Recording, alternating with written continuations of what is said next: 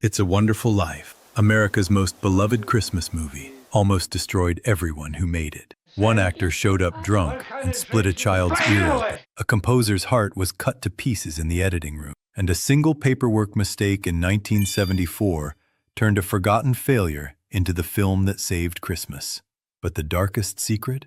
The FBI actually investigated this heartwarming story as communist propaganda. What really happened behind the snow-covered streets of Bedford Falls will change how you watch this film forever. Let's uncover the truth Hollywood tried to bury. Number 1. The real punch that split a child's ear open. Remember when your dad came home from work smelling like Old Spice and cigarette smoke?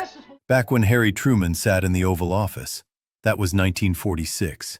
A different world. This wasn't acting. This was actual violence caught on camera. When you watch young George Bailey get slapped by the druggist Mr. Gower, you're seeing something no modern film would ever allow. Actor H.B. Warner showed up to set drunk, not pretending, actually intoxicated. He wanted his breakdown to feel real. The slaps he delivered to child actor Robert J. Anderson weren't choreographed. They weren't pulling punches. They landed hard. One strike split the inside of the boy's ear. The blood was real. The tears streaming down his face? They weren't acting. That's genuine pain you're watching. Many viewers told me they were surprised to learn this wasn't special effects or movie trickery. Warner immediately collapsed into sobs afterward. He hugged the boy tight, apologizing over and over. Director Frank Capra kept the take because it captured something unrepeatable. Real pain, real guilt, real mercy, all in one brutal moment. Back when men shook hands on deals and actors smoked between takes, this kind of raw filmmaking was considered dedication. But what happened during the most romantic scene in the film would break even more rules than anyone expected. Number 2. The FBI file on a Christmas movie. You practiced duck and cover drills under your school desk, hiding from nuclear threats that felt real every single day. That Cold War paranoia reached everywhere, even Christmas movies. In 1947, the FBI issued an internal memo warning that "It's a Wonderful Life" might contain communist messaging. Their evidence? Mr. Potter, the greedy banker in the wheelchair, was portrayed too negatively. To J. Edgar Hoover's FBI, this suggested a deliberate plot to discredit American capitalism and banking institutions/tactics they claimed communists used regularly. They didn't mention George Bailey's kindness, Clarence's faith, or the story's celebration of community. They only saw a villain in a wheelchair and decided it was political warfare. Many viewers told me they were shocked the FBI actually investigated this film. Nothing came of the accusation, but the memo remains in FBI archives. A surreal reminder of how fearful post-war America truly was. A film built on warmth and second chances was labeled a potential threat to national security. Yet the FBI's suspicion was nothing compared to what the box office was about to do. Number 3. The copyright accident that saved everything. Families gathered around wood-paneled television sets with rabbit ear antennas, adjusting the picture before settling in. Only 3 channels existed, and what played on them mattered. In 1974, someone at the studio forgot to renew the copyright. That clerical error dropped "It's a Wonderful Life" into public domain limbo, suddenly free for anyone to broadcast. Every TV station in America grabbed it instantly. Local channels, cable network, tiny stations desperate for holiday programming, they all played it repeatedly because it cost them nothing. Some aired it once a season. Others played it every single day from Thanksgiving through New Year's. If someone grew up in the 70s, 80s, or 90s, they saw George Bailey's despair and redemption not once, but dozens of times each December. It was always on, somewhere. Many viewers told me they thought it was always this popular. Repetition created tradition. Viewers assumed it was a beloved classic because it aired constantly. The truth was the reverse. It aired constantly and became a beloved classic. By the time rights were restored in the 1990s, it was too late. America had already claimed it. A forgotten flop turned into the nation's Christmas heartbeat because someone forgot to file paperwork. One mistake became destiny. Number 4. The summer hell behind the Christmas magic. Remember those sweltering summer days before air conditioning? When your dad came home and the only relief was a box fan in the window? That's exactly what filming this felt like. Every beautiful winter scene you love was filmed in blistering summer heat. Temperatures on set soared past 90 degrees under massive studio lights. Jimmy Stewart, Donna Reed, and the entire cast wore heavy wool coats, scarves, and gloves while sweating through their costumes. Look closely at Stewart's collar in certain scenes. It's visibly damp from perspiration. Donna Reed nearly fainted during one long take and had to be escorted off set. Production shut down for an entire day because the heat became unbearable. Many viewers told me they assumed this was filmed in actual winter. The crew just pushed through. Stewart had just returned from flying bomber missions in World War II. Compared to combat at 20,000 feet, a hot soundstage was nothing. Every joyful moment of George Bailey running through snow was built from dehydration, exhaustion, and pure determination. But the town itself held secrets that went even deeper. Number 5. The town that became real. When did Main Street actually mean something? When you knew the pharmacist's name and the hardware store owner waved as you walked past. That America still existed in 1946. Bedford Falls wasn't just a backdrop. It was a 4-acre world built from scratch. RKO spent 2 full months constructing 75 complete buildings, a working factory district, 5 blocks of storefronts, real oak trees, and a 300-yard Main Street. Snow machines lined every rooftop. Real pigeons were trained to wander the streets like they actually lived there. Frank Capra shot it like a documentarian walking through memory, his camera drifting from porches to street corners. Something strange happened. That fake town stopped feeling fake. Many viewers told me they thought Bedford Falls was a real place they could visit.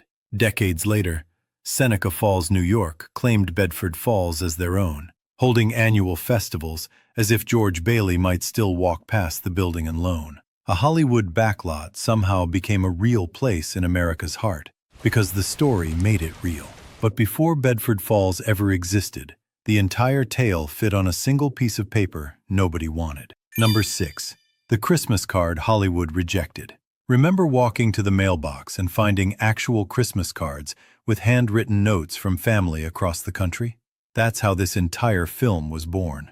Writer Philip Van Doren Stern couldn't sell his short story to a single publisher. The greatest gift was rejected everywhere, so he did something desperate and beautiful. He printed it himself and mailed it as a Christmas card to friends in 1943. One copy drifted onto an RKO executive's desk, and Hollywood felt a spark. But what emerged barely resembled that card. In Stern's original, George wasn't even named Bailey, he was George Pratt, standing alone on a bridge with no past, no town, no angel named Clarence, just a quiet parable about absence. Many viewers told me they had no idea the original story was so different. Frank Capra and his team tore it apart and rebuilt everything. The town history, the romance, the villain, the lifetime of small sacrifices. They transformed a postcard into a universe, a whisper into a film that still echoes every December. Proof that even the smallest rejected story can reshape the human heart. But bringing that story to life would drive one writing team to quit in rage. Number 7. The writers who walked out forever. Rosie the Riveter posters hung in factory windows, proving women could do any job a man could.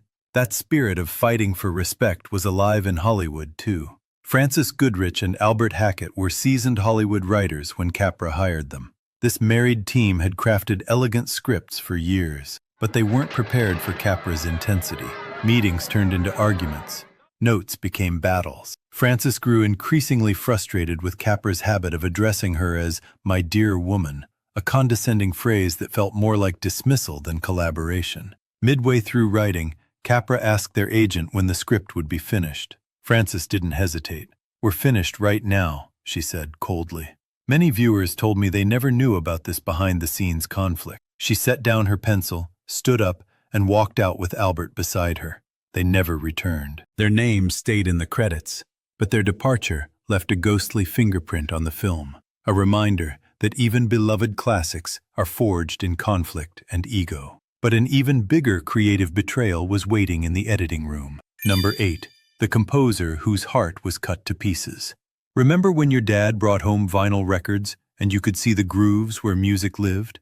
Back when music was recorded on analog tape, you could physically cut with scissors.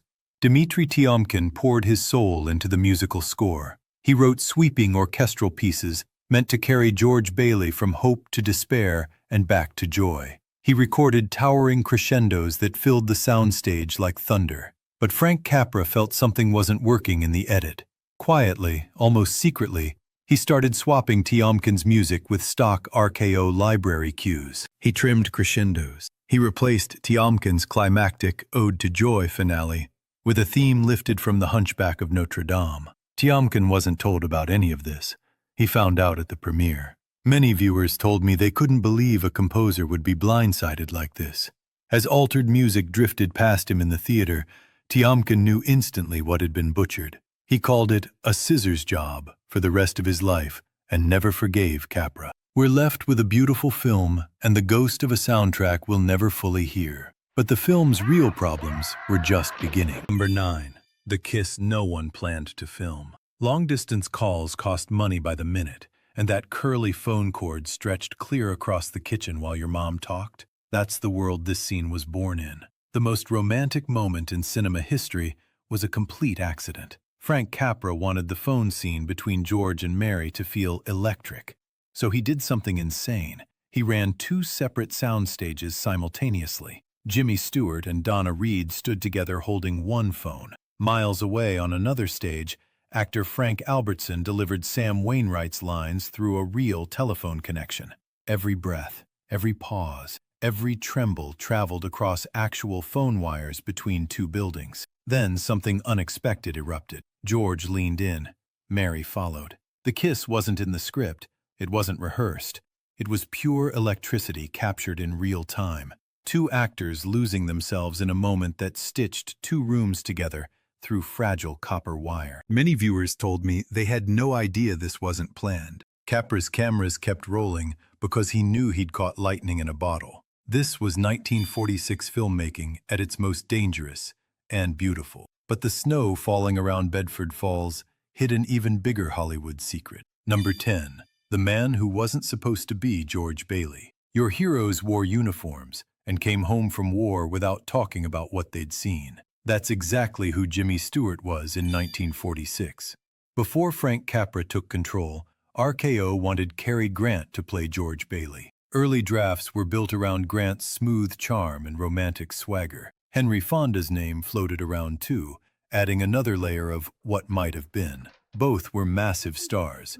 Both could have made it work. But when Capra read the story, he saw someone completely different who didn't know he was a hero. Someone with nerves and doubt and awkwardness worn thin by life. Only Jimmy Stewart fit that broken shape. Stewart had just returned from flying 20 bomber missions over Nazi Germany. He came home decorated but haunted, a man who'd seen things he'd never discuss. Many viewers told me they couldn't imagine anyone else in this role. When Capra's team approached Stewart's agent, the response came instantly. Stewart would take the role without even hearing the story. Cary Grant might have made it charming, Henry Fonda might have made it noble, but only Jimmy Stewart could make George Bailey human, and his leading lady almost never got the chance. Number 11. The unknown actress who became Mary Bailey. Hollywood starlets in the 40s were manufactured products. Studio systems controlled their hair, their names, even who they dated. Donna Reed was different. She wasn't famous when she arrived on set. She was a hope, a maybe, a small-town girl from Denison, Iowa, trying to make it in Hollywood's golden age. Frank Capra wanted Gene Tierney for Mary Bailey, but scheduling conflicts killed that plan. Reed walked through the door quietly, without fanfare or big studio backing. Capra saw immediately a steadiness, a warmth, a light that didn't need direction to glow. On set, Jimmy Stewart found the same thing. In the phone scene, when his trembling breath leans into hers, Reed holds the moment like she's been carrying it her whole life. Many viewers told me they assumed Reed was already a star before this film. She didn't just play Mary, she became the film's emotional spine. By the time shooting wrapped, nobody could imagine another actress in the role. Did you ever fall for a small-town girl who felt like home? Tell me in the comments. Even the smallest character names held secrets audiences never questioned. Number 12. The cookie brand that became a daughter. You walked into the corner store with a nickel and came out with Zuzu Ginger Snaps. Those sweet treats every kid knew by heart. Zuzu Bailey's name isn't random. Frank Capra pulled it straight from a cookie box. Zuzu Ginger Snaps were hugely popular in 1940s America. Sweet, simple, beloved by kids everywhere. When Capra cast young Carolyn Grimes, he handed her the name like a secret gift. Most viewers never questioned it, but it worked perfectly. George's breathless cry, "Zuzu, my little ginger snap," feels natural because it comes from something real. A father calling his child with a nickname rooted in everyday life, not Hollywood invention. Many viewers told me they never realized Zuzu was an actual cookie brand. That tiny, authentic touch helped anchor Bedford Falls in reality. Amid angels earning wings and dreams collapsing under snow, the story still tasted like the world Americans actually knew. Warm kitchens, holiday sweets, families shouting across hallways on Christmas Eve. What was your favorite penny candy from the corner store? Drop it in the comments. But Bedford Falls had one more unexpected legacy waiting. Number 13. The theater flop that almost ended careers. Your family saved up to see movies at the Bijou or the Paramount, back when a theater ticket cost less than $1, and going to the pictures was an event. In 1946, this film couldn't fill those seats. On paper, this film looked unstoppable. Frank Capra's triumphant return from war. Jimmy Stewart's first major role since military service.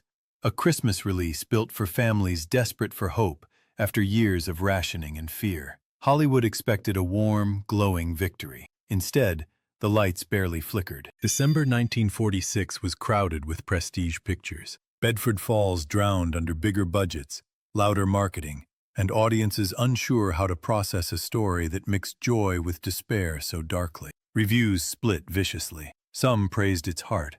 Others called it too sentimental, too depressing, oddly unsettling. Box office numbers collapsed fast. Many viewers told me they assumed this was always a beloved classic. Liberty Films, Capra's independent dream studio, couldn't survive the financial devastation. What was meant to launch a new era became the quiet death of the company that birthed it. For almost 30 years, the film sat forgotten in studio vaults collecting dust. Then, a simple paperwork mistake cracked it open like a Christmas miracle. Number 14. The snow that changed movies forever. Remember Saturday mornings at the Rialto Theater, clutching a quarter for popcorn while black and white pictures flickered on that giant screen?